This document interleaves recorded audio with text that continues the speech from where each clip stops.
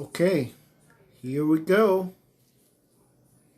This week in our series of reports on UFOs, we learned a number of things. That not everybody who sees a UFO is crazy, that our government has lied about UFO information, that it's withheld UFO files, and even spied on UFO witnesses. We've also heard from scientists who say life elsewhere in the universe is virtually a certainty. And we heard that a majority of Americans believe that UFOs are real and come from space.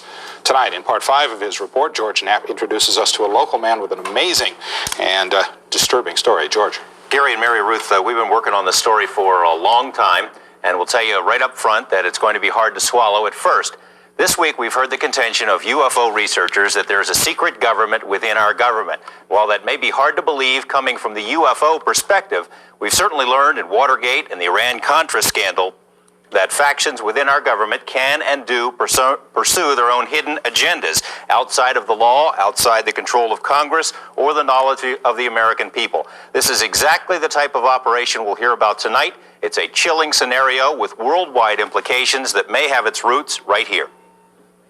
Area 51, that mysterious corner of the Nevada test site, is no longer much of a secret. The fact that secretive things go on here is a given, even to the Soviets, who make daily spy flights over the facility to take a peek at what's going on.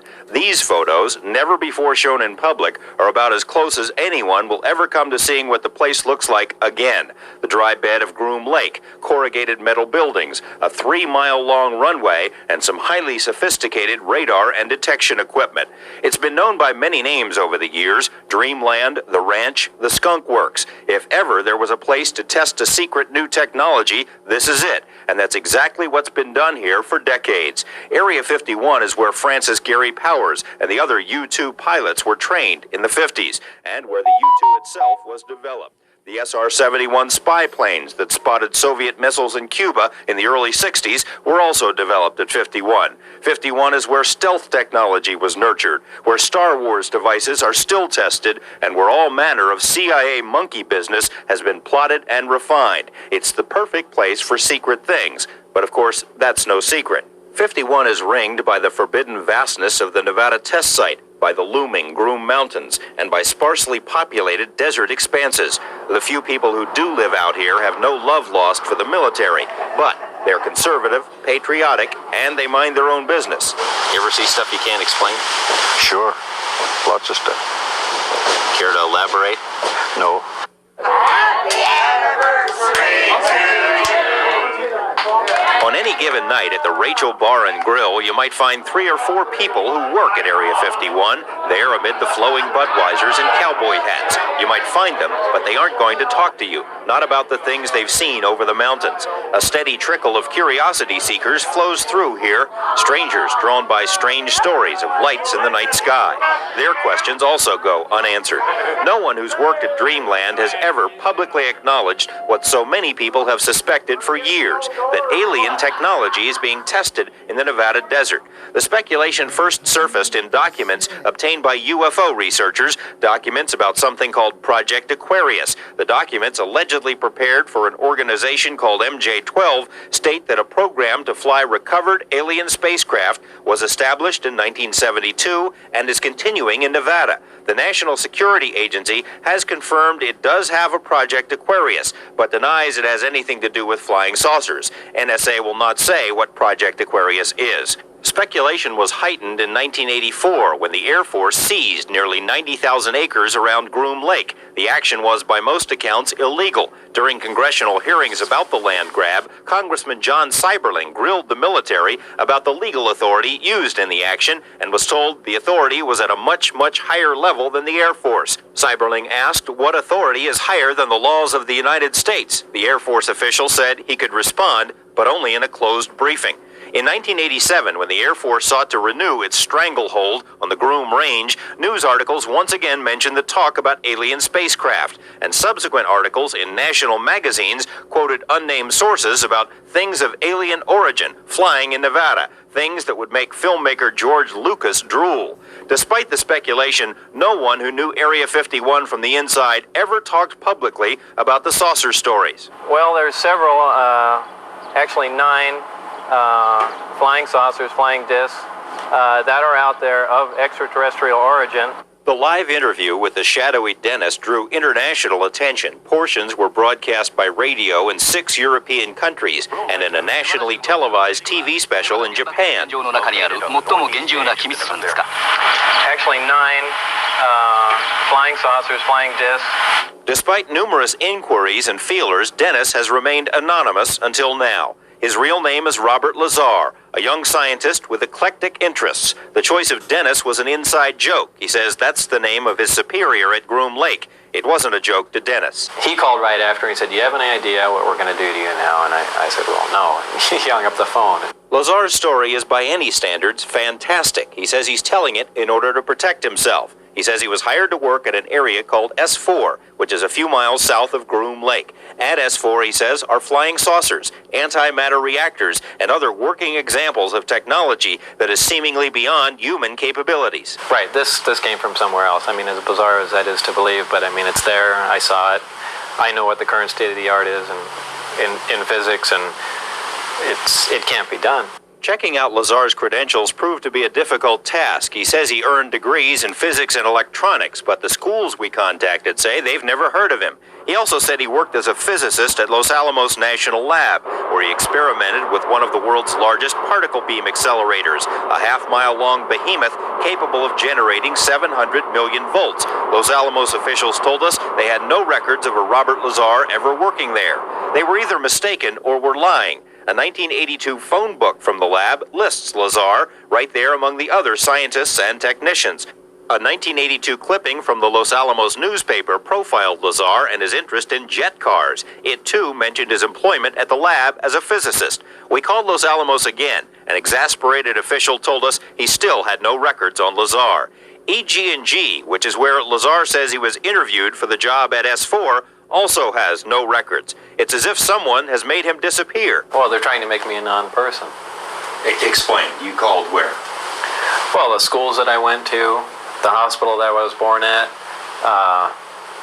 past job, and essentially nothing comes up with my name in it. He smiles, but out of futility, knowing the whole thing must sound ridiculous. According to Lozar, his employer was the United States Navy. He says he and other government employees would gather near EG&G, fly to Groom Lake, then a very few people would get into a bus with blacked out or no windows and drive to S4. When you get off the bus, what do you see? It's a very interesting building. It's got a slope of probably about 30 degrees, which are hangar doors.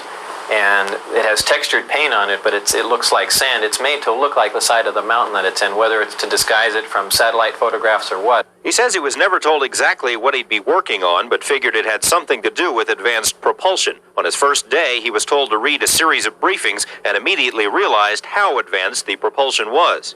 The power source is an antimatter reactor. They run gravity amplifiers. There's actually 2 parts to the drive mechanism.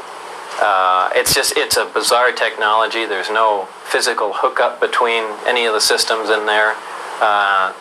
They use gravity as a wave, using waveguides, almost like microwaves. It took a while, Lozar says, before he actually saw one of the flying discs. However, there were hints everywhere. Right, they had a poster, and it looked like a commercial poster almost, like it was lithographed and you could buy it at a Kmart or something. But they were all over the place, and it had the disc that I coined the term the sport model was lifted off the ground about 3 feet at area S4 on the dry lake there, and the caption on the bottom said "They're here," and those are just all over the place. Later, he got to see the real thing. When I was let in, it was the first time I saw the sport model in the hangar sitting down, and I was told they could have walked me in the front door, but they purposely wanted to walk me by it. I was told not to say anything and just keep my eyes forward and walk past the disc into the office area.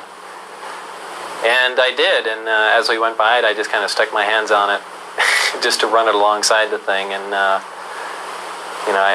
was about the smallest time. After that, I got to see it actually lift off the ground and operate. But you also, in between that, you saw more than one. Yeah. The hangars are all connected together, and there are large bay doors between each one. And there were 9 total that I saw, each one being different. Like they had the assortment pack. Security at S4 was oppressive, Lozar says, and his superiors used fear and intimidation almost as a brainwashing tool. It did everything but physically hurt me. Put a gun to your head? Yeah. And said what? Actually put a gun to your head? Well, they did that even in the original security briefings. They had guards there with M16s, and guys slamming their finger into my chest, screaming in my ear, some people pointing weapons at me.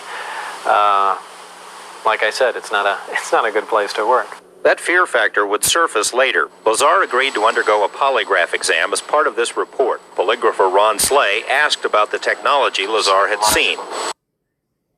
Hi there, I'm the dental implant educator here, and I wanted to make a really simple video to help explain what dental implant. Did you knowingly lie when you said you had actually seen anti-gravity propulsion in operation? No. The results of this exam were inconclusive. Lozar appeared to be truthful on one test, deceitful on a second. Slay recommended that a second examiner be brought in. Polygrapher Terry Tavernetti runs a corporate security operation and is a former Los Angeles police officer. He put Lozar through 4 tests and concluded there was no attempt to deceive. And I left there thinking that I feel we do have some credibility to what the subject had to say. And that's when I went to some of my colleagues. Tavernetti sent the test results to a third polygrapher who agreed the results appeared truthful. The charts were then sent to a 4th examiner who did not agree, suggesting Lozar might be relating information he'd learned from someone else. The polygraphers conferred and decided they would not issue a final statement on truthfulness until more specific testing can be conducted, and that's where it stands. Tavernetti believes that difficulty in determining Lozar's truthfulness stems from the fear that was drilled into him. I think we're talking about a subject here that is so far-reaching, and it is so emotional. And when you're dealing with emotions, this is polygraph, because we're dealing in polygraph, you're looking at fear. The fear of getting caught telling a lie because something bad will happen to you if you do. Well, I am telling the truth. I've tried to prove that. What's going on up there could be the most important event in history. You're talking about contact, physical contact and proof from another system, another planet, another intelligence. That's got to be the biggest event in history, period. And it's real. And it's real and it's there. And I had an extremely small part in it, but I'm convinced that what I saw is absolute proof of that. There is no way we could have created those systems. There's no way we could have made the discs, the power supplies, anything to go with them. Lozar says he has no intention of going on any UFO lecture circuit. He's not looking to do any additional interviews. In fact, he wasn't too crazy about doing this one. He did it after certain unfavorable things started happening in his life, and he did it because he feels that whoever is running the show up at S4 is perpetrating a fraud on the American people and on the scientific community. We intend to have much more about this story, about the operation up there, on Monday and beyond. This is by no means the end of this series of reports. In fact, on Monday, including in our story there, support testimony from other people who say they have knowledge of the flying discs at the test site, and information from people who know Lozar very well and insist his story is true. If indeed they have these flying saucers, George, it seems like it would be really hard to keep it so secret. Well, yeah, it would seem that way, except for as Lozar asked his superiors up there, they say it's the easiest secret in the world to keep. It's leaked out many times before and nobody believes it. What's the Navy saying about all of this? Well, of course, the Navy is supposed to have been his employer, and we have put some fairly pointed questions to them. Of course, number one, it may not be the Navy at all. Information is so compartmentalized up there, no one is exactly sure who is in charge. We have put the questions to several Navy departments. The answers thus far have been unsatisfactory. We've applied for more information through the Freedom of Information Act, and that information will be revealed on Monday as well. You believe his story, don't you? Yeah, I do. Yeah, I've got to know him pretty well over the last couple of months, and I believe he's telling the truth. Fascinating stuff. Thanks, George.